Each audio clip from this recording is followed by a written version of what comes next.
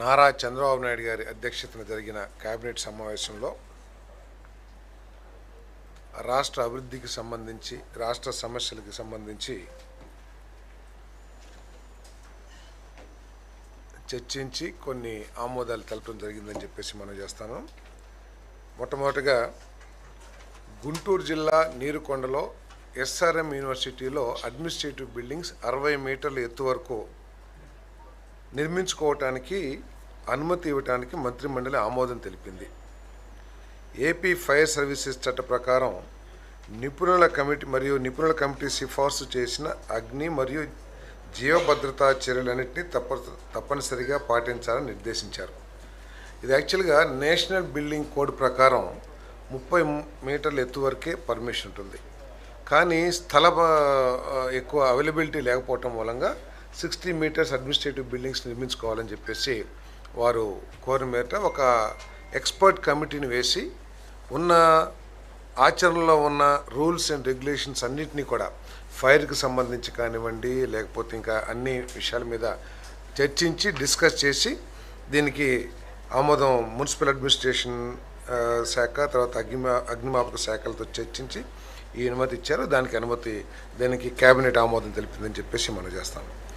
అదేవిధంగా గౌరవ హైకోర్టు ప్రతిపాదించిన విధంగా 96 కొత్త కోర్టులు ఏర్పాటు చేయడానికి మరియు వాటికి నామకరణం చేయడానికి additional district and session judge court, civil judge court, civil judge కోర్టుకు అవసరమైన 1730 పోస్టులు సృష్టించడానికి, ప్రతి కోర్టులో మసాల్చీ సేవలను అడ్మినిస్ట్రేషన్ ఖర్చులో భాగంగా అవసరం మేరకు వినియోగించుకోవడానికి మరియు న్యాయాధికారుల పోస్టుల సంఖ్యను సంబంధిత కేడర్స్ స్ట్రెంత్లో చేర్చడానికి మంత్రిమండలి ఆమోదం తెలిపింది. ఇదేమిటంటే సుప్రీంకోర్టు ఉత్తర్వుల ప్రకారం, డైరెక్షన్స్ ప్రకారం సివిల్ కేసులు కానివ్వండి, క్రిమినల్ కేసులు కానివ్వండి 5 సంవత్సరాలకి మించి ఉండకూడదు అని చెప్పేసి కొన్ని నిబంధనలు, కొన్ని డైరెక్షన్స్ ఇవ్వటం జరిగింది. అంతేకాకుండా ప్రతి 10 లక్షల జనాభాకి 50 మంది జడ్జీలు ఉండాలని కూడా ఒక నిబంధన సుప్రీంకోర్టు నిబంధన ఉంది.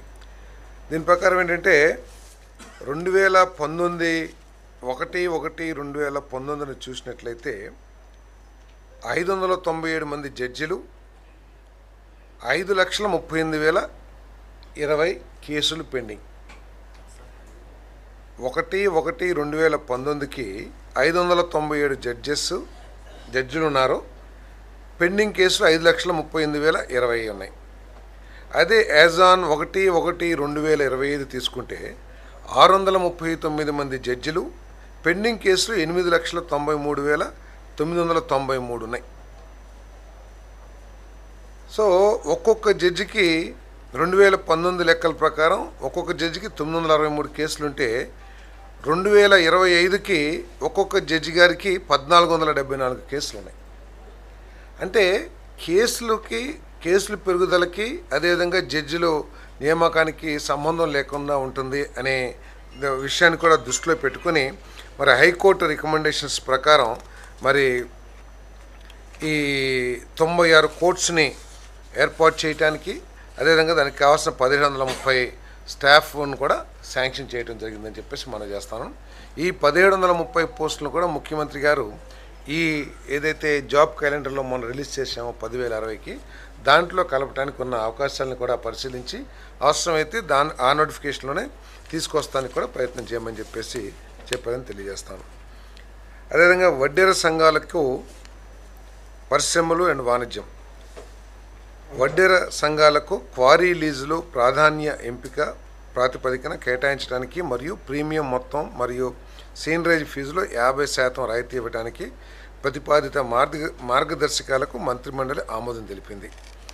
మీ అందరికీ తెలిసిందే, తెలుగుదేశం కూటమి ప్రభుత్వం అధికారంలోకి వచ్చినప్పటి నుంచి కూడా రాష్ట్రంలోని బలహీన వర్గాలకి అనేక రాయితీలు ఇచ్చి వారి వృత్తుల్ని అభివృద్ధి చేయడానికి కానీ, ఎంకరేజ్ చేయడానికి కానీ ప్రయత్నం చేస్తూ ఉంది.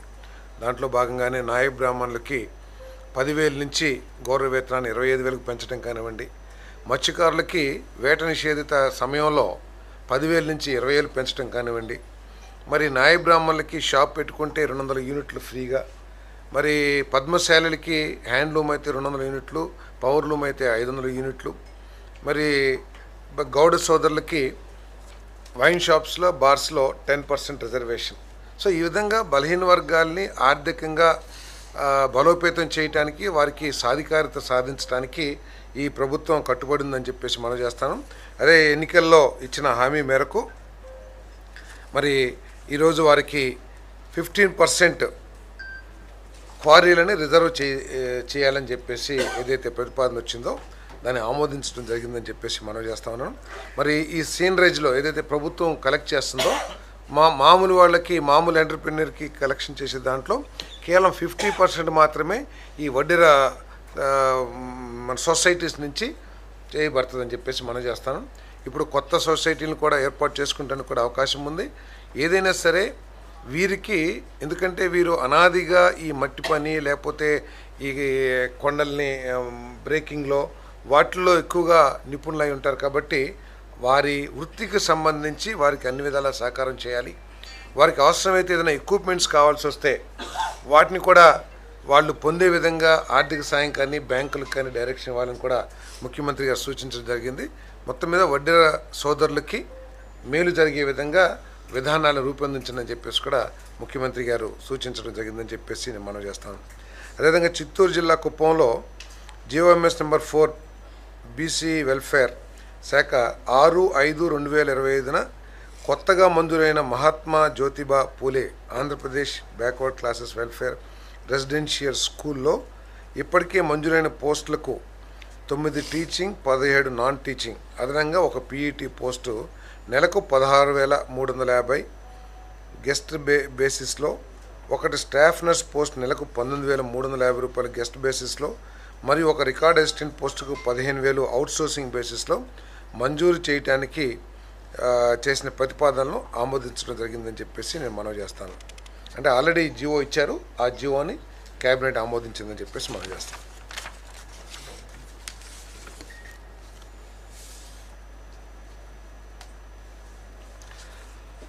ఏపీ మున్సిపాలిటీ యాక్ట్ 1960లోని సెక్షన్ 387A మరియు మున్సిపల్ కార్పొరేషన్ యాక్ట్ 1955లో సెక్షన్ 679E కింద కల్పించిన అధికారులను వినియోగించి పురపాలక మరియు మున్సిపల్ కార్పొరేషన్లో 25-26 ఆర్థిక సంవత్సరానికి ఆస్తి పన్ను బకాయిలపై పేరుకుపోయిన వడ్డీని ఒక్కసారి మాత్రమే సింగిల్ టైమ్గా వర్తించే చర్యగా మాఫీ చేయడానికి జారీ చేసిన జీఓఎంఎస్ నెంబర్ 58 డేటెడ్ 16/3/26 ఉత్తర్వులకు మంత్రిమండలి ఆమోదం తెలిపింది. ఈ మాఫీ ఏంటంటే ఈ దాదాపు 2076 సంస్థలు 123 మున్సిపాలిటీల్లో 2,409 కోట్లు బకాయి పెరిగిపోయింది.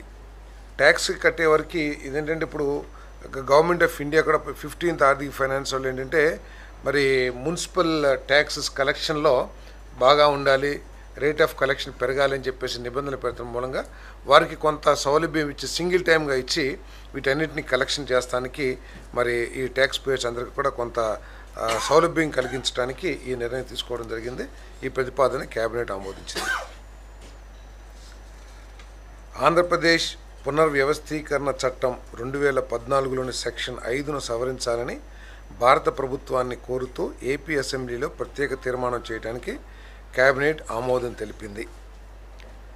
ఈ సవరణ ప్రతిపాదనల కింద సెక్షన్ 5లోని సబ్సెక్షన్ 2లో అమరావతి వద్ద ఎట్ అమరావతి అనే పదాన్ని చేర్చాలని మరియు సెక్షన్ 5 వివరణకు మరియు అమరావతి అనగా ఏపీ రాజధాని ప్రాంత అభివృద్ధి ప్రాధికార సంస్థ ఏపీసీఆర్డీఏ చట్టం 2014 కింద నోటిఫై చేయబడిన రాజధాని నగర ప్రాంతాలు కూడా కలిసి ఉంటాయి అనే పదాలను చేర్చాలని తీర్మానించారు.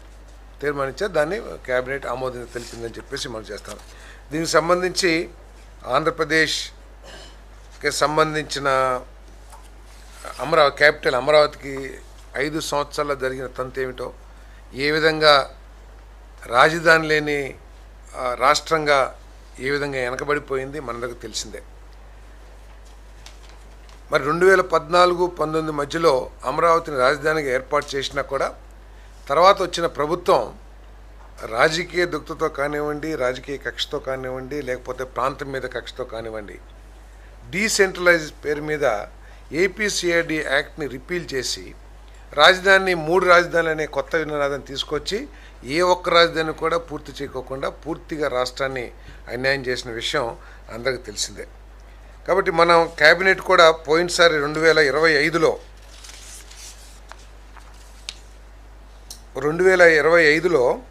క్యాబినెట్ ఆమోదం చేసి సేమ్ ప్రతిపాదనను కూడా పంపించడం జరిగింది.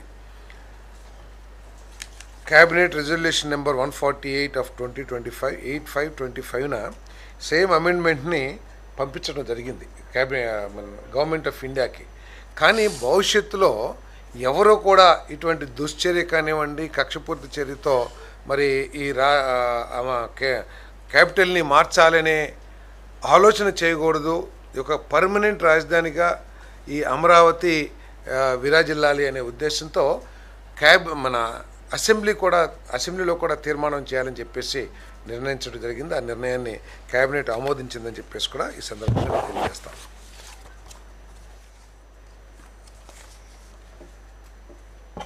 GOMS number 29 WR water resources project dated 7/6/21 ద్వారా సేవింగ్స్ అకౌంట్ పరిధిలో మంజూరైన 606.03 కోట్లతో 2 పనులకు అడ్మినిస్ట్రేటివ్ శాంక్షన్ ఇవ్వడానికి ఆమోదం తెలిపింది.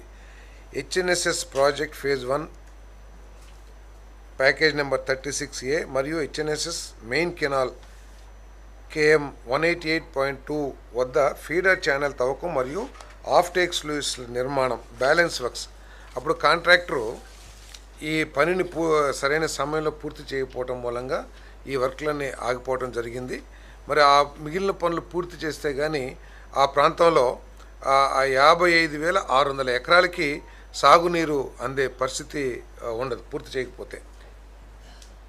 అదేవిధంగా పొంగనూరు కెనాల్ విషయానికి వస్తే అక్కడ ఊహించిన దానికంటే కూడా ఎక్కువగా హార్డ్ రాక్ ఎక్కువగా రావటం, కావాల్సిన ఎంబాక్మెంట్కి కావాల్సిన ఎర్త్ లేకపోవటం, వీటన్నిటినీ పరిగణలో తీసుకుని ఇప్పుడు కొన్ని డిజైన్స్లో మార్పులు చేయడం జరిగిందని చెప్పేసి మనం చేస్తాను.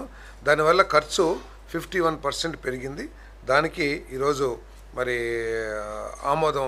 క్యాబినెట్ ఆమోదం తెలిపిందని చెప్పేసి కూడా తెలియజేస్తా ఉన్నాను. కర్నూలు జిల్లాలో గురు రాఘవేంద్ర ప్రాజెక్ట్ పరిధిలో 7 లిఫ్ట్ ఇరిగేషన్ స్కీమ్లో ఆపరేషన్ అండ్ మెయింటెనెన్స్ పనులకు 25-26 సంవత్సరానికి 440 లక్షల రూపాయలతో అడ్మినిస్ట్రేటివ్ శాంక్షన్ ఇవ్వడానికి ఆమోదం తెలిపింది. 7 ఎత్తిపోత పథకాలు, ఎందుకంటే గత ప్రభుత్వం లిఫ్ట్ ఇరిగేషన్స్ని పూర్తిగా నిర్వీర్యం చేసి కనీసం వాటికి రిపేర్స్ కానీ మెయింటెనెన్స్ కానీ ఏమి ఖర్చు చేయకపోవటం మూలంగా చాలా ప్రాంతాల్లో అయితే ట్రాన్స్ఫార్మర్లు ఎత్తుకుపోవటం లేకపోతే ఆ మెకానికల్ పార్ట్స్ని డిస్టర్బ్ చేయడం కూడా జరిగింది. మరి ప్రత్యేకంగా ఇక్కడ 7 ఎత్తిపోత పథకాలకి తుంగభద్ర LLC కాలువ కింద మరి 7 స్కీమ్స్కి O&M వర్క్స్కి ఆమోదం తెలిపిందని చెప్పేసి మనం చేస్తాను. పొంగనూరు బ్రాంచ్ కెనాల్ 74 నుండి 165.8 వరకు ఉన్న ఆఫ్ టేక్ పాయింట్లు మరియు ఇతర అతి సున్నిత ప్రాంతాల వద్ద నీటి నిర్వహణ సంవత్సరం 25-26లో 26 తేదీ 25/8/2025 నుండి 10/2/2026 వరకు నిర్వహించిన వాచ్ అండ్ వార్డ్ సేవలకు 27.44 లక్షల చెల్లింపునకు పరిపాలన ఆమోదాన్ని రాష్ట్ర మంత్రి మండలి తెలియజేసింది. చెర్లోపల్లి రిజర్వాయర్ నుంచి కృష్ణా జిల్లాను వదిలినప్పుడు మనందరం కూడా చూస్తూ ఉంటాం, కాలువలో వాళ్ళకి అథారిటీ లేకపోయినా కూడా ఎవరు పడితే వాళ్ళు మోటార్లు వేసేసుకుని ఆ నీళ్లు లాగేస్తూ ఉంటారు వాళ్ళ వ్యవసాయం కోసం కానీ వాళ్ళ ప్రాంతానికి. దాని మూలంగా ఏమవుతుందంటే ఆ కాలువ ఏ పొలాల దీనికి నిర్దేశించబడిందో ఆ పొలాలకి నీరు చేరని పరిస్థితి కూడా తలెత్తుతూ ఉంటుంది. అది అనేక వివాదాలకు కూడా దారితీస్తుంది. కాబట్టి వాటిని కాపాడటానికి ఎవరు కూడా ఆ విధంగా చేయకుండా ఉండటానికి, ఎక్కడైనా వీక్ బండ్స్ ఉంటే వాటన్నిటిని పర్యవేక్షించడానికి ఈ లస్కర్స్ని అపాయింట్ చేస్తారు. ముఖ్యమంత్రి గారు ఇండివిజువల్ని అపాయింట్ చేస్తాం కంటే కూడా ఒక ఏజెన్సీ ద్వారా అపాయింట్ చేయండి. ఇండివిజువల్ అయితే బాధ్యత లేకుండా ఉంటారేమో, ఏజెన్సీ అయితే మనం వాళ్ళని రెస్పాన్సిబుల్ చేయొచ్చు అని చెప్పేసి కూడా ముఖ్యమంత్రి గారు సూచించడం జరిగిందని చెప్పేసి మనం చేస్తాం. పోలవరం ఇరిగేషన్ ప్రాజెక్టు కారణంగా నిర్వాసితులైన కుటుంబాలకి భూమి మరియు కాలనీల రూపంలో పునరావాసం కల్పించేందుకు రంపచోడవరం డివిజన్ పోలవరం జిల్లాలోని గంగవరం, అడ్డతీగల మరియు రాజవొమ్మంగి మండలాల్లో గుర్తించిన భూముల ధరను ఎకరాకు 4,20,000కు పెంచడానికి డిస్ట్రిక్ట్ కలెక్టర్ పోలవరంకు అనుమతి ఇవ్వడానికి మంత్రిమండలి ఆమోదం తెలిపింది. ఇదేంటంటే అక్కడ కేవలం 1,13,000 మాత్రమే రిజిస్ట్రేషన్ వాల్యూ ఉంది. సో రూల్ ప్రకారం ఏంటంటే రిజిస్ట్రేషన్ వాల్యూ మీద ఎస్ఆర్ఓ వాల్యూ మీద 2.5 టైమ్స్ ఏదైతే యాక్ట్ 2013 ప్రకారం 2.5 టైమ్స్ ఇవ్వడానికి అవకాశం ఉంటుంది. అంటే కేవలం 3 లక్షలు లేదా 2.5 లక్షలు వస్తుంది. దానికి ఎవరు కూడా అక్కడ రైతులు ఇష్టంగా లేరు కాబట్టి, ఎందుకంటే తర్వాత రోజుల్లో అది చాలా అభివృద్ధి చెందింది ఆ ప్రాంతం. అక్కడ హైవేస్ రావటం కానివ్వండి, లేదా పోలవరం ప్రాజెక్ట్ రావటం కానివ్వండి, రేట్లు పెరుగుతున్న మూలంగా బేసిక్ వాల్యూని 4.5 లక్షలకు పెంచి మరి పరిహారాన్ని ఎకరాకు 12 నుంచి 15 లక్షల దాకా పరిహారం వచ్చే విధంగా మరి వస్తుంది అక్కడ రైతులకి. సో దాన్ని ప్రాతిపదికగా తీసుకుని న్యాయబద్ధంగా ఈ రేటు పెంచడం జరిగింది. మొత్తం 565 అంటే 4,520.52 ఎకరాల భూసేకరణకు ఎకరాకు 12,50,000 పరిహారం చొప్పున మొత్తం 565 కోట్ల రూపాయలు అవసరం అవుతాయి. ఇది రిహాబిలిటేషన్కి కంపల్సరీ కాబట్టి దీన్ని తీసుకోవాల్సిన అవసరం ఉంటుంది. గౌరవనీయ కృష్ణా వాటర్ డిస్ప్యూట్స్ ట్రిబ్యునల్ 2 కోర్టులో అంతర్రాష్ట్ర జల వివాద కేసుల నిమిత్తం 4 న్యాయవాదులు నియమించడానికి మరియు మిస్టర్ శివాంగి సింగ్ రావత్ను అడ్వకేట్ ఆన్ రికార్డ్ స్థానంలో అడ్వకేట్గా గుర్తించడానికి జీఓఆర్టీ నెంబర్ 438 వాటర్ రిసోర్సెస్ శాఖ డేటెడ్ 26/8/25 ద్వారా జారీ చేసిన ఉత్తర్వులకు మంత్రిమండలి ఆమోదం తెలిపింది. అలాగే 7/7/2024 నుండి నదీ జలాల వివాద కేసులను పర్యవేక్షించేందుకు గౌరవనీయ కేడబ్ల్యూడిటి అంటే కృష్ణా వాటర్ డిస్ప్యూట్ ట్రిబ్యునల్ 2 మరియు సుప్రీంకోర్టు రెండింటిలోనూ అడ్వకేట్ ఆన్ రికార్డ్గా శ్రీ గుంటూరు ప్రసాద్ కుమార్ నియమించడానికి కూడా ఆమోదం తెలిపింది. Mega engineering and infrastructure limited హైదరాబాద్కు అగ్రిమెంట్ నెంబర్ 3/2021-22 డేటెడ్ 28/10/22 ప్రకారం అప్పగించిన పోలవరం లిఫ్ట్ స్కీమ్ పనిని కొనసాగించడానికి ఆమోదం తెలిపింది. ఇదేంటంటే ప్రతి ఇరిగేషన్ ప్రాజెక్ట్ కూడా డెడ్ స్టోరేజ్ అని కొంత నీటి నిల్వలు మిగిలిపోయి ఉంటాయి. అంటే ఆ లెవెల్స్ డిఫరెన్స్ మూలంగా ఆ వాటర్ కెనాల్స్లోకి ప్రవహించదు. కానీ కొన్ని సందర్భాల్లో తీవ్ర డ్రింకింగ్ వాటర్ సమస్య వచ్చినప్పుడు ఆ వాటర్ను కూడా వాడుకోవటానికి, త్రాగునీటి కోసం వాడుకోవటానికి ఒక స్ట్రక్చర్ నిర్మించాల్సిన అవసరం ఉంటుంది. ఇప్పుడు నీళ్లు ఇంపౌండ్ చేసిన తర్వాత అయితే, నీళ్లు నిలబెట్టిన తర్వాత అయితే కన్స్ట్రక్షన్ చేయటం చాలా కష్టం. పర్మనెంట్గా ఎప్పుడు వాటర్ ఉంటుంది ఎంతో కొంత డెప్త్తో. కాబట్టి నీళ్లు నింపక ముందే ఈ సివిల్ స్ట్రక్చర్స్, మెకానికల్ తర్వాతనే చేసుకోవచ్చు, ముందు దానికి కావాల్సిన సివిల్ స్ట్రక్చర్స్ పూర్తి చేయాలి.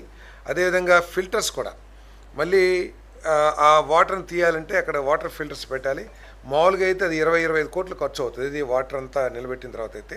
కాబట్టి దానికి కూడా ముందు చర్యలుగా ఈ ప్రాజెక్ట్ని కంటిన్యూ చేయాలని చెప్పేసి, సివిల్ వర్క్స్ వరకు పూర్తి చేయాలని చెప్పేసి మరి క్యాబినెట్ ఆమోదం తెలిపిందని చెప్పేసి కూడా మనం చేస్తాను.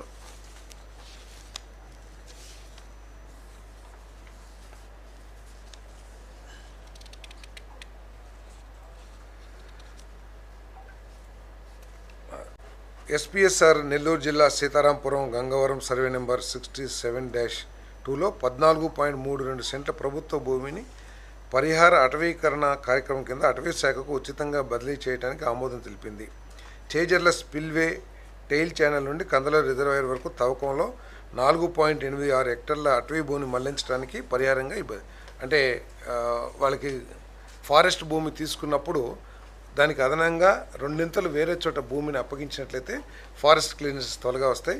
ఇరిగేషన్ ప్రాజెక్ట్ కోసం మరి 4.86 హెక్టర్ల భూమి అటవీ భూమిని తీసుకోబడింది. దాని బదులు కంపల్సేటరీ ల్యాండ్ ఇవ్వడం జరిగింది.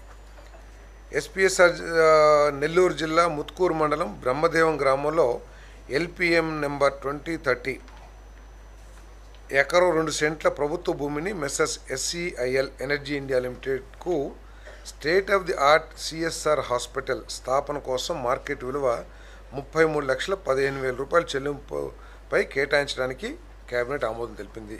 ఇది పోయిన కేబినెట్లో కూడా ఇదే హాస్పిటల్కి 80 సెంట్లు ఇవ్వడం జరిగింది.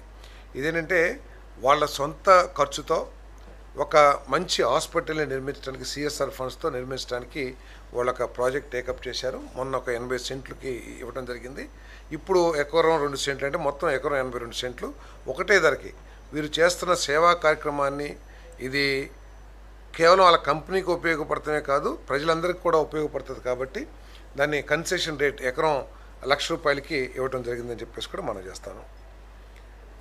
నంద్యాల జిల్లా విండ్ పవర్ ప్రాజెక్ట్స్ నిర్మాణం కోసం ఇకోరెన్ ఎనర్జీ అనే ఒక కంపెనీకి ఒకే రకమైన నిబంధనలతో ప్రభుత్వ భూములను లీజుకి ఇస్తూ తీసుకున్న నిర్ణయాలు ఆమోదించడం జరిగింది. ఈ భూములు ఎటువంటి వ్యవసాయానికి కానీ ఎటువంటి నిర్మాణానికి కానీ ఉపయోగపడే భూములు కాదని చెప్పేసి తెలియజేస్తా ఉన్నాను. మరి నంద్యాల జిల్లా బేతంచెర్ల మండలం గుతుపల్లి, ఆర్ఎస్ రంగాపురం, కోతపల్లి గ్రామాలు మరియు డోన్ మండలం మాల్కాపురం, డోన్ ఎస్ వలసాల గ్రామంలో సర్వే నెంబర్ 389, 949 మొదలైన వాటిలో 33.91 సెంట్లు ప్రభుత్వ భూమిని, అలాగే నంద్యాల జిల్లా బేతంచెర్ల మండలం పెండేకల్, రంగాపురం, గుదుపల్లి, కొలుమలపల్లి, ముద్దవరం మొదలైన వాటిలో 27.83 సెంట్ల ప్రభుత్వ భూమిని మెస్సర్స్ ఇకోరిన్ ఎనర్జీ ఇండియా ప్రైవేట్ లిమిటెడ్కు 210 మెగావాట్లు, 128 మెగావాట్లు విండ్ పవర్ ప్రాజెక్ట్స్ డెవలప్మెంట్ కోసం ఇవ్వటం జరిగిందని చెప్పేసి మనం చేస్తాను. నెట్ క్యాప్ ఏదైతే పాలసీ ఉందో ఆ పాలసీ ప్రకారం ఎకరా 31,000 లీజ్కి ప్రతి 2 సంవత్సరాలకు 5% పెంపుతో గరిష్టంగా 30 సంవత్సరాల కాలానికి GOMS నెంబర్ 37 ఎనర్జీ డేటెడ్ 30/10/24 ప్రకారం కేటాయించడానికి ఆమోదం తెలిపింది. నంద్యాల జిల్లా బేతంచెర్ల మండలం పెండికల్ పరిసర గ్రామాల్లో సర్వే నెంబర్ 225/C 342 మొదలైన వాటిలో 27.8 సేమ్ ఇందాక చెప్పింది. నంద్యాల జిల్లా నంద్యాల అర్బన్ మండలం నూనెపల్లి 50 సెంట్లు మరియు 387/1Aలో ఎకరం 50 సెంట్లు మొత్తం 2 ఎకరాల ప్రభుత్వ భూమిని తెలుగుదేశం పార్టీ నంద్యాల అధ్యక్షులకు నంద్యాల టీడీపీ కార్యాలయ భవనం నిర్మాణం కోసం 33 సంవత్సరాల లీజు పద్ధతిలో ఎకరాకు సంవత్సరానికి ₹1,000 చొప్పున GOMS నెంబర్ 340 రెవెన్యూ డేటెడ్ 27/7/2016 నిబంధనల ప్రకారం కేటాయించడానికి ఆమోదం తెలిపింది.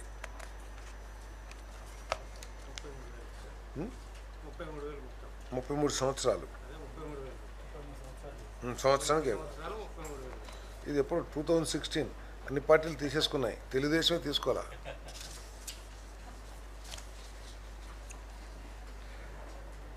రాష్ట్ర ప్రభుత్వం ఏపీ సోలార్ పవర్ కార్పొరేషన్ ద్వారా కడప, కర్నూలు జిల్లాల్లో ఒక్కోటి 1000 మెగావాట్ల సామర్థ్యంతో నిర్మిస్తున్న అల్ట్రా మెగా సోలార్ పార్కులకు సంబంధించిన భూ కేటాయింపులు సోలార్ పవర్ పాలసీ ప్రకారం ప్రభుత్వ భూములను ప్రైవేటు వాళ్లకు పూర్తిగా అమ్మేయకుండా కేవలం లీజు పద్ధతిలోనే ఇవ్వాలన్న నిబంధన ఆధారంగా నిర్ణయాలు తీసుకోవడం జరిగింది. వైఎస్ఆర్ కడప జిల్లా మైలవరం, పొన్నంపల్లి సర్వే నంబర్ 192 మొదలైన వాటిలో 466.54 సెంట్ల ప్రభుత్వ భూమిని MD and CEO APSPDCL Tadepalli గుంటూరుకు 1000 మెగావాట్ల సోలార్ పవర్ ప్రాజెక్ట్ స్థాపన కోసం 2016 నాటి మార్కెట్ విలువపై 10% లీజు అద్దె చొప్పున ప్రతి 5 సంవత్సరాల బ్లాక్కు 10% పెంపుతో 33 సంవత్సరాల లీజు పద్ధతిలో GOMS నెంబర్ 571 రెవెన్యూ డేటెడ్ 14/9/2012 ప్రకారం కేటాయించడానికి ఆమోదం తెలిపింది. అదేవిధంగా ఓర్వకల్లు మండలంలో కూడా 1000 మెగావాట్లు అల్ట్రా మెగా సోలార్ పార్క్ స్థాపన కోసం ₹2 లక్షల మార్కెట్ విలువపై 10% చొప్పున అంటే ఎకరానికి 20,000 లీజ్ అద్దె చొప్పున ప్రతి 5 సంవత్సరాలకు 10% చొప్పున మరో సోలార్ ఓర్వకల్లు మండలంలో కూడా శాంక్షన్ చేయడం జరిగింది. తిరుపతి జిల్లా రేణిగుంట మండలం కురుకాల్వ గ్రామంలోని ఇది డిఫర్ అయ్యారు. రాష్ట్రంలో ఏర్పాటు చేసే పునరుత్పాదక ఇంధన తయారీ జోన్లకు అంటే సోలార్ ప్యానెళ్ళు, బ్యాటరీలు లాంటివి తయారు చేసే పరిశ్రమలు ఇక నుంచి ఏపీ సోలార్ పవర్ కార్పొరేషన్ బదులు నెట్ క్యాప్ను నోడల్ ఏజెన్సీగా నియమిస్తూ జారీ చేసిన జీవోలను కేబినెట్ ఆమోదించింది. దీనివల్ల కేంద్ర ప్రభుత్వ సంస్థలతో సమన్వయం చేసుకోవటం, పనులకు అనుమతులు ఇవ్వడం వంటి మరింత సులభం అవుతుందని చెప్పేసి ఈ నిర్ణయం తీసుకోవడం జరిగిందని చెప్పేసి మనం చేస్తాను. అంటే నెట్ క్యాప్ని భవిష్యత్తులో ఒక కన్సల్టింగ్ అంటే పెద్ద పెద్ద పవర్ ప్రాజెక్ట్స్ కానీ ఎవరైనా వచ్చినా, ఇటువంటి ఈ రంగంలో ఎవరైనా వచ్చినా కూడా వాళ్ళకి కన్సల్టెన్సీ కూడా ఇచ్చే విధంగా అంటే నెట్ క్యాప్ని కమర్షియల్గా కూడా సక్సెస్ చేయాలి, ఆదాయం రాష్ట్రానికి సంపాదించి పెట్టాలనే ఉద్దేశంతో కూడా ఈ నోడల్ ఏజెన్సీని మార్చడం జరిగిందని చెప్పేసి మనం చేస్తాం. ఎందుకంటే ఎన్ఆర్ఈడిపికి నెట్ క్యాప్కి ఎక్స్పర్టైజ్ ఉంది కాబట్టి ఈ రంగంలో దాన్ని నోడల్ ఏజెన్సీగా డిసైడ్ చేయడం జరిగింది. Amaravati development corporation limited chairperson and MD అభ్యర్థన మేరకు ఏడీసీఎల్ పనులకు ఏపీసీపీడీసీఎల్ వసూలు చేసే అడ్మినిస్ట్రేటివ్ ఓవర్ హెడ్ సూపర్విజన్ ఛార్జీలను ప్రస్తుతం ఉన్న 15% నుండి 2.5% తగ్గించడానికి మంత్రిమండలి ఆమోదం తెలిపింది. ఇదేంటంటే ఎవరైనా సరే సిపిడిసిఎల్ వర్క్స్ కనుక ప్రైవేట్ కంపెనీలు ఎవరైనా సరే మేము సొంతంగా చేసుకుంటామంటే 15% ఆ కాస్ట్ ఆఫ్ ది ప్రాజెక్ట్ మీద 15% సూపర్విజన్ ఛార్జెస్ వాళ్ళు వసూలు చేస్తారు. సో దాన్ని గతంలో నేషనల్ హైవే వాళ్ళు మరి మన రాష్ట్రంలో నేషనల్ హైవేస్ నిర్మించేటప్పుడు చాలా యూటిలిటీస్ మార్చాల్సి వస్తుంది, 30 kV లైన్ సూపర్ని. సో వాటికి 15% మేము కట్టలేము, దాన్ని తగ్గించండి అని చెప్పేసి కోరిన మీదట 2.5%కి తగ్గించడం జరిగింది గతంలో నేషనల్ హైవేస్కి. అదే విధంగా ఇప్పుడు క్యాపిటల్లో కూడా అనేక ఎల్టీ లైన్లు హెచ్టీ లైన్లు ఉన్నాయి కాబట్టి ఈ అమరావతి అభివృద్ధిలో అవి మార్చాల్సిన పరిస్థితి వచ్చినప్పుడు సిపిడిసిఎల్ ఈ ఏపీడీసీఎల్ మన అమరావతి డెవలప్మెంట్ కార్పొరేషన్ లిమిటెడ్ కూడా అదేవిధంగా ఎన్హెచ్కి ఇచ్చిన విధంగానే 2.5% సూపర్విజన్ ఛార్జెస్ తీసుకునే విధంగా క్యాబినెట్ ఆమోదం తెలిపిందని చెప్పేసి మనం చేస్తాను. Messes Suzlon energy, messes axis energy అభ్యర్థి మేరకు చేపట్టిన పునరుత్పాదక ఇంధన ప్రాజెక్టులను పూర్తి చేయడానికి గడువును మరో 2 సంవత్సరాలు పొడిగించడానికి new and renewable energy development corporation of Andhra Pradesh net cap చేసిన ప్రతిపాదనకు మంత్రిమండలి ఆమోదం తెలిపింది. విద్యుత్ సజావుగా గ్రిడ్కు చేరాలంటే సిటీయూఎల్, పీజీసీఎల్ వంటి కేంద్ర ట్రాన్స్మిషన్ సంస్థలు నెట్వర్క్ అనుసంధానం పూర్తి చేయాల్సిన అవసరం ఉంది. అంటే ఈ కంపెనీలు 2016లోనే రాష్ట్ర ప్రభుత్వంతో అగ్రిమెంట్ చేసుకున్నా కూడా తర్వాత వచ్చిన ప్రభుత్వం 2022లో రద్దు చేయటం, అనేక మార్పుల మూలంగా ఏమైందంటే ఈ పవర్ ఎవాక్యుయేషన్ కోసం ఏదైతే ట్రాన్స్మిషన్ లైన్స్ నిర్మించాలో పీజీసీఎల్ ఇంకా నిర్మాణం పూర్తి కాలేదు. ఆ నిర్మాణానికి కేంద్ర ప్రభుత్వ సంస్థ PGCL power grid corporation limited వాళ్ళు ఇంకా 2 సంవత్సరాలు పడుతుంది కాబట్టి దాని వరకు ఈ ప్రాజెక్ట్కి ఎక్స్టెండ్ చేయడానికి ఆమోదం తెలిపిందని చెప్పేసి 2028-29 వరకు పడుతుంది. కాబట్టి ఆ లైన్లు సిద్ధమయ్యే సమయానికి వీళ్ళు కూడా పనులు పూర్తి చేసుకునేలా ఈ 2 ఏళ్ల గడువును పెంచారు.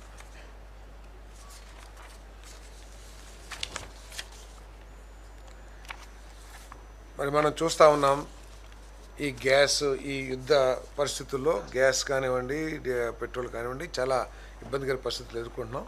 ఈ వినియోగదారులందరూ కూడా కొంత ఆందోళన కూడా చెందుతున్న పరిస్థితుల్లో మనం చూస్తూ ఉన్నాం. అయినప్పటికీ కూడా రాష్ట్ర ప్రభుత్వం అన్ని ఆయిల్ కంపెనీస్తోనూ అదేవిధంగా ప్రైవేట్ గ్యాస్ కంపెనీస్తో కూడా మాట్లాడి వినియోగదారులకి ఎటువంటి అసౌకర్యం లేకోకుండా చర్యలు తీసుకుంటుంది. సో వినియోగదారులు ఎక్కడా కూడా ఆదుర్దా పడాల్సిన అవసరం లేకోకుండా తగు చర్యలు తీసుకుంటామని చెప్పేసి కూడా తెలియజేస్తూ ఈ సందర్భంగా ఇండక్షన్ స్టవ్స్ యూటిలైజేషన్ కానివ్వండి, pumped natural gas, piped natural gas సిస్టమ్ని అభివృద్ధి చేయాలి, ఎంకరేజ్ చేయాలని చెప్పేసి నిర్ణయం తీసుకోవడం జరిగింది. ఎందుకంటే ఈ పైప్డ్ న్యాచురల్ గ్యాస్ మూలంగా ఎన్విరాన్మెంటల్గా చాలా ఫ్రెండ్లీ ఫ్యూల్ అది.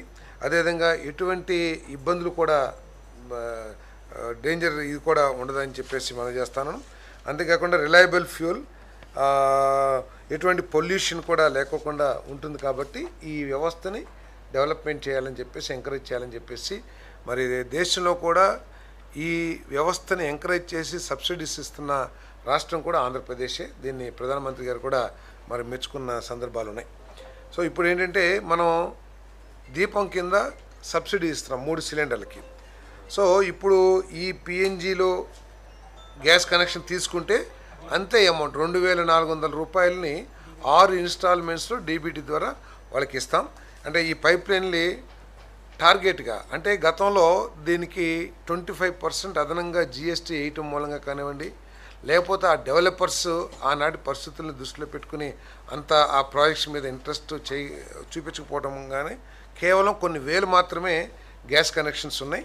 దాన్ని త్వరలో 9 లక్షల గ్యాస్ ఏజెన్సీస్, అంతేకాకుండా సిటీస్లో దాన్ని కంపల్సరీ కూడా చేస్తానికి ఉన్న అవకాశాన్ని అంటే అవైలబిలిటీ ఆఫ్ గ్యాస్, అదేవిధంగా కన్జ్యూమర్స్ అంటే పెద్ద పెద్ద అపార్ట్మెంట్స్ ఉంటాయి, అక్కడ కంపల్సరీగా తీసుకోవాలి అనే నిబంధన కూడా పెడతానికి ఉన్న అవకాశాన్ని కూడా చూడమని చెప్పారు.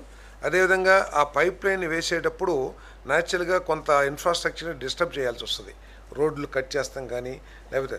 సో ఈ యూటిలిటీస్కి ఎటువంటి ఇబ్బంది లేకోకుండా అంటే అండర్ గ్రౌండ్ కేబుల్స్ కానీ అండర్ గ్రౌండ్ వాటర్ పైప్స్ కానీ అటువంటి వాటికి ఇబ్బంది లేకోకుండా మీరు వాళ్ళకి పర్మిషన్స్ ఎటువంటి ఇబ్బంది లేకుండా ఇవ్వమని చెప్పేసి వాటిని డిస్టర్బ్ చేయకోకుండా. సిమెంట్ రోడ్ని కట్ చేయాలనుకోండి, మీరు దానికోసం అడ్డుపెట్టద్దు, మీరు త్వరగా ఈ నెట్వర్క్ని పూర్తి చేయడానికి సహకరించండి అని చెప్పేసి కూడా ముఖ్యమంత్రి గారు సూచన చేశారని చెప్పేసి మనం చేస్తాను. ఏదైనా కూడా భవిష్యత్తులో ఈ పిఎన్జిని డెవలప్ చేయాలనేది ఈ ప్రభుత్వం యొక్క ఆలోచన.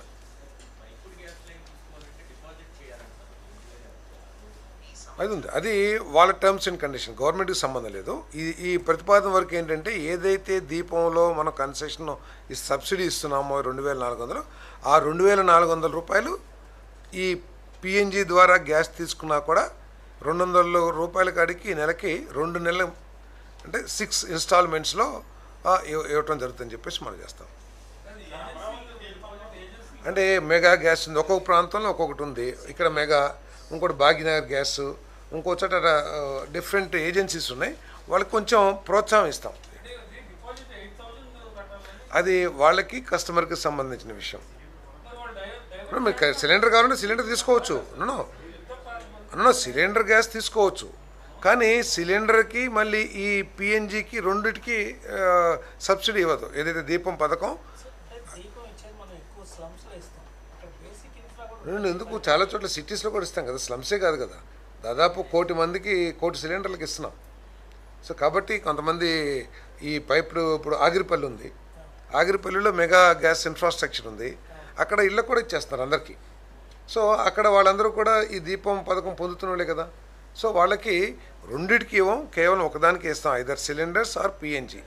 సో పిఎన్జికి ఇచ్చినా కూడా మేము సబ్సిడీ ఇస్తాం, మీరు పిఎన్జి కనెక్షన్స్ పెట్టుకుని అభ్యంతరం లేదని తెచ్చాడు. దీపం పథకం కాదండి, దీపం 2 స్కీమ్ ఇది. ఏదైతే సబ్సిడీ ఇస్తున్నామో దాని పేరు దీపం 2. దీపం 1లో కనెక్షన్స్ ఇచ్చాం, 10 లక్షల కనెక్షన్స్ ఏదో ఇచ్చారు. మహిళలు ఆ కర్రల పొయ్యిలతో ఇబ్బంది పడుతున్నారు, వాళ్ళ ఆరోగ్యాన్ని దృష్టిలో పెట్టుకుని ఆ రోజు 10 లక్షల కనెక్షన్స్ ఎన్నో సబ్జెక్టు కనెక్షన్ ఇచ్చారు. సో వాళ్ళకి సబ్సిడీ ఇవ్వాలి సిలిండర్లకి అని చెప్పేసి మొన్న ఎలక్షన్ మేనిఫెస్టోలో 3 సిలిండర్లు ఉచితంగా ఇస్తామనేది చెప్పాము. దానికోసం ఎట్లా సార్ అంటే యుద్ధం మూలంగా, మరి అది యుద్ధం మూలంగా రాష్ట్రమో లేకపోతే భారతదేశం మూలంగా కాదు, అయినా కూడా గ్యాస్కి ఇబ్బంది లేకోకుండా చర్యలు తీసుకున్నాం. ఆయిల్ కేంద్ర ప్రభుత్వం తీసుకుంటుంది, అదేవిధంగా రాష్ట్ర ప్రభుత్వం కూడా దాన్ని పర్స్యూ చేస్తూ మానిటర్ చేస్తూ ఎక్కడ గ్యాస్కి ఇబ్బంది లేకోకుండా, ఆఖరికి ఇతర రాష్ట్రాల్లో లేని విధంగా మనకి కమర్షియల్ గ్యాస్ కూడా ఇస్తూ ఉన్నారు. ఇంతకుముందు 20% ఇచ్చారు, దాన్ని ఇప్పుడు 50%కి పెంచడం జరుగుతుంది. అదేవిధంగా ఆయిల్ కంపెనీస్ కూడా వాళ్ళ స్ట్రాటజీస్ వాళ్ళు, ఎందుకంటే వాళ్ళ కస్టమర్స్ కాబట్టి ఇబ్బంది లేకుండా చూస్తానికి వాళ్ళు కూడా చూస్తూ ఉన్నారు. రాష్ట్రంలో ప్రైవేట్ కోచింగ్ సంస్థల నియంత్రణ, రిజిస్ట్రేషన్ మరియు పర్యవేక్షణ కోసం the Andhra Pradesh coaching institutions regulation and control rules 2026 ముసాయిదా నోటిఫికేషన్ జారీకి ఆమోదం లభించింది. ఈ నిబంధనల ద్వారా అన్ని కోచింగ్ సెంటర్లకు రిజిస్ట్రేషన్ తప్పనిసరి అవుతుంది. దీనివల్ల విద్యా వ్యవస్థలో పారదర్శకత మరియు జవాబుదారీతనం పెరుగుతుంది. ముఖ్యంగా విద్యార్థులపై విద్యాపరమైన ఒత్తిడిని తగ్గించి ఆందోళన మరియు ఆత్మహత్యలను నివారించడానికి కౌన్సిలింగ్ సేవలు మరియు మానసిక ఆరోగ్య మద్దతును ఈ నిబంధనలు తప్పనిసరి చేస్తాయి. అంతేకాకుండా సంస్థలు నాణ్యమైన బోధనలతో పాటు కనీస మౌలిక సదుపాయాలు మరియు భద్రతా ప్రమాణాలను ఖచ్చితంగా పాటించాల్సి ఉంటుంది. సో ఈ యాక్ట్ను కూడా, ఈ రూల్స్ను కూడా ఆమోదించడం జరిగింది. ఓకే,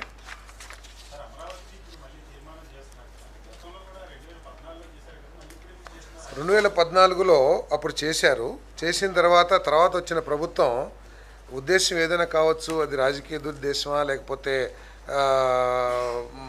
ఏదైనా అమరావతి ప్రాంతం మీద దురుద్దేశమా తెలియదు, కానీ ఆ రోజు ప్రభుత్వం ఆ ఏపీసీఐడి యాక్ట్ 2014ని రిపీల్ చేసి 3 రాజధానులనే వాదన తీసుకొచ్చడం జరిగింది. ఆ 3 రాజధానులు కూడా ఎక్కడ కూడా చట్టపరంగా కానీ ఏ విధంగా కూడా అభివృద్ధి జరగలేదు. మళ్ళీ కొత్త ప్రభుత్వం వచ్చిన తర్వాత అమరావతిని రాజధానిగా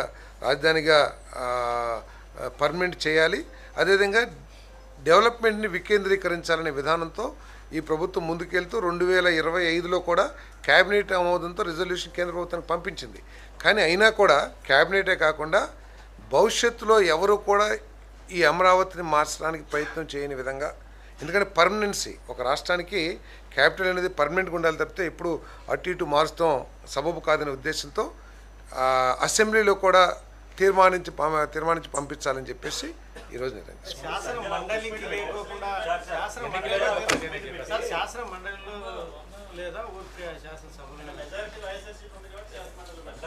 ఎక్కడైనా రూల్ ప్రకారం ఎక్కడ పెట్టాలో అక్కడ పెట్టేస్తారు. ఒకవేళ అసెంబ్లీలో పెడతారేమో తర్వాత చేసుకోవచ్చు. తీర్మానం అవసరం లేదు మా జాగ్రత్తగా, ఎందుకంటే ఎవరన్నా వచ్చి ఏమి తొలుస్తుందో తెలియదు కదా తర్వాత. అందుకని ఈ ప్రభుత్వ విధానం ప్రకారం అమరావతి పర్మనెంట్గా ఉండాలనే ఆలోచనతో ఈ అసెంబ్లీ తీర్మానం కూడా పంపిద్దామని చెప్పేసి పంపిస్తాం. చట్ట ప్రకారం రాజ్యాంగ ప్రకారం ఏది కావాలి ఇది అదనపు జాగ్రత్త తీసుకుంటున్నాం. భవిష్యత్తులో ఎవరు కూడా ఈ దురుద్దేశమో లేకపోతే విద్వేషమో లేకపోతే రాజకీయ కారణాలు ప్రాంతీయ దురుద్దేశమో లేకోకుండా ఎటువంటి చర్యలు తీసుకోకూడదు, పర్మనెంట్గా అమరావతి ఉండాలనే ఉద్దేశంతో రాజ్యాంగబద్ధంగా సాధ్యమైన అన్ని మార్గాలను కూడా ఈ ప్రభుత్వం తీసుకుంటుంది. కోర్టు కూడా ఏది అంటే ఇంతకుముందు చేశారు కదా 2000 ఇది 20 ఏళ్ళ తర్వాత చేయొచ్చేమో. ఎప్పుడు కూడా చేయకూడదు, 15 ఏళ్ళ లోపునే కాదు 20 ఏళ్ళ తర్వాత కూడా. మరి అటువంటి నాయకులు మళ్ళీ ఏదైనా ఉద్భవించవచ్చేమో. తీర్మానం ఎందుకంటే చట్టం ఉన్న చట్టాన్ని రైతులు నమ్మించడానికి కదా, రైతులు నమ్మేశారు. కోర్టు కూడా రైతులకు అనుకూలంగా ఇచ్చింది. లాస్ట్లోనే హైకోర్టులో రాజధాని మార్చడానికి వీలు లేదు, ఏదైతే గత ప్రభుత్వం 2000 లేదు ఇది 2025లోనే మేము తీర్మానం చేసి పంపించాం. 2025లోనే తీర్మానం అయిపోయింది. తర్వాత ఇంకో సెకండ్ కౌన్సిలింగ్ అనే ఆలోచన వచ్చిందేమో, కానీ ఈ తీర్మానం చేసేటప్పటికే అప్పటికి సెకండ్ పూలింగ్ ఏం లేదు. సో పూలింగ్ అవసరమైతే ఎప్పుడైనా క్యాబినెట్ని క్యాపిటల్ని ఎక్స్పాండ్ చేయాలంటే అవకాశం ఉంది ప్రభుత్వానికి. APCID act provides that facility. So కాబట్టి అది ఎప్పుడైనా అవసరమైతే చేసుకుంటాం. అదే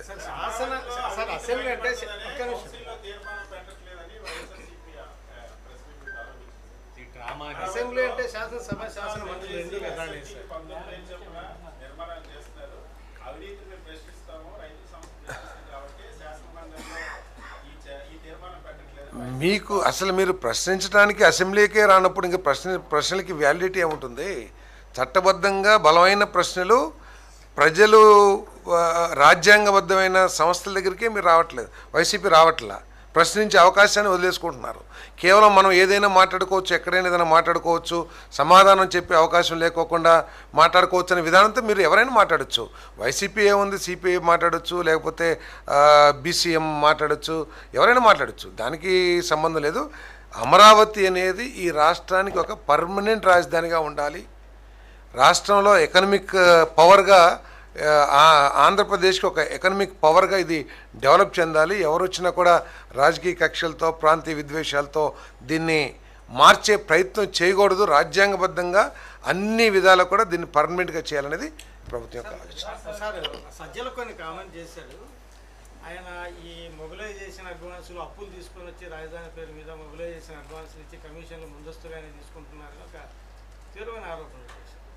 ఆరోపణలు చేస్తాను నేను అదే చెప్పే కదా, మీకు అంత డౌట్ ఉంటే, మీకు నిజంగా చిత్తశుద్ధి ఉంటే ఏ విషయం మీదైనా సరే అసెంబ్లీకి వచ్చి మీరు మాట్లాడితే సమాధానం చెప్తారు. మీరు ఎవరు సమాధానం చెప్పరు. మనకి ఏది కావాలంటే అది మాట్లాడేసేయచ్చు. ఇప్పుడు నేనున్నాను, ప్రభుత్వం తరపున మాట్లాడతాను కాబట్టి తర్వాత బాధ్యత ఉంటుంది దానికి కరెక్టా కాదనేది. సో నీకు బాధ్యత లేకుండా ఏదైనా మాట్లాడేసేయచ్చు, మాట్లాడే అవకాశం ఉంటుంది కాబట్టి ఏదైనా మాట్లాడితే మాట్లాడుకోండి. మీకు నిజంగా జవాబు కావాలంటే తప్పకుండా మేము చెప్తాం. మీకు డౌట్ లేదని ఉంటే తప్పకుండా వాటిని క్లారిఫై చేస్తాం పత్రికల ద్వారా. ఇంకా మెరుగైంది ఏంటి, అసెంబ్లీలో ప్రజలు ఎదుర్కొనే సమస్యల గురించి కానీ లేకపోతే మీకు ఉన్న అనుమానాలుగా తీర్చుకోవడానికి సరైన వేదిక, రాజ్యాంగబద్ధమైన వేదిక అసెంబ్లీని మీరు వదిలేసేసి మరి ప్రెస్ మీట్లు పెట్టుకుని ప్రెస్ మీట్లు ఎవరైనా ఏదైనా మాట్లాడుకోవచ్చు.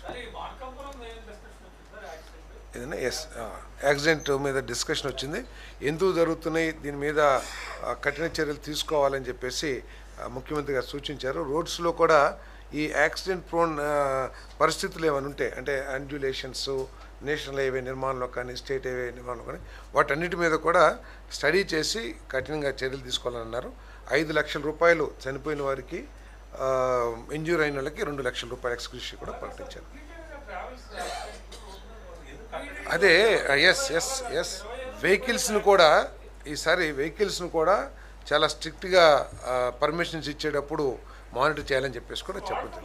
ఇది అంటే దేశీయ ఎవరితో